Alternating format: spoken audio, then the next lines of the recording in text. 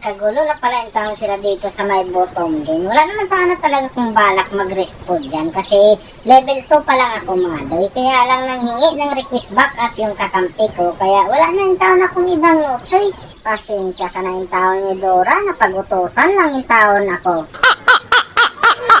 Sa puntong to, nararamdaman ko yung taon yung presensya ng Eudora dito. Wala mang nag-auto sa akin mga doy. Kusa lang talaga yung mga paa ko. Papuntahin taon kay Eudora. Ano ba naman Eudora? Nagpapahinga ka na naman?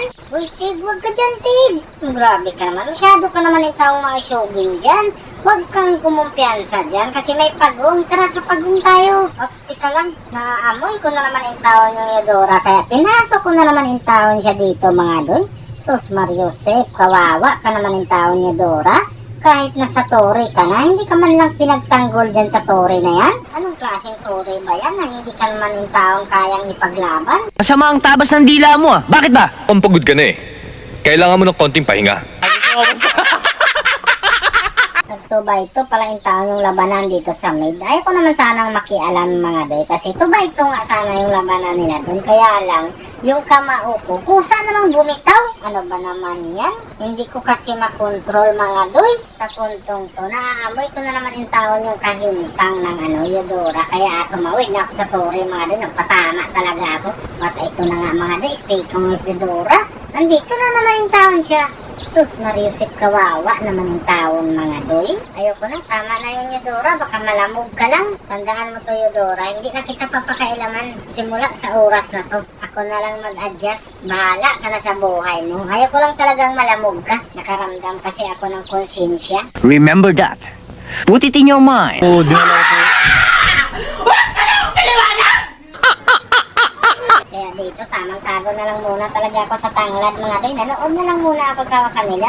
Nagbakbakan yung taon talaga sila dito. Kaya lang naramdaman kung kailangan talaga nila ako. Pumasok ako doon mga doy.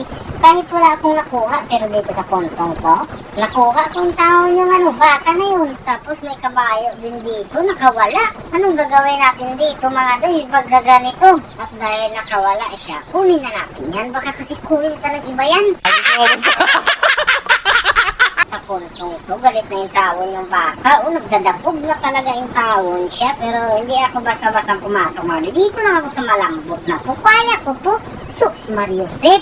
Muntikan pa yung taon ako mga doy. Kung hindi ko lang ginamitan ng shell technique yun, ay matipimpas na ako doon. Lakas naman yung taon ng tama mo, Masya. Pumasok ka talaga sa apat. Tanong ko, Masya, ano yung trip mo lang talaga? Ang lakas ng trip mo ah. Sa puntong to, nag-tower lock naman talaga ako sa pagkakataon na yun. Kaya lang, nagsidatingan din kasi yung mga kalaban ay Eudora. Kaya lumabas na ako, baka mapilit pa ako doon sa loob ng tore.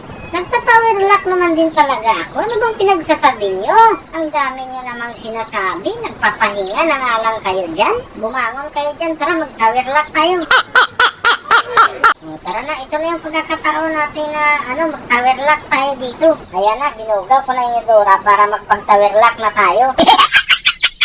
Kaya dito, narinig ko na naman yung victory.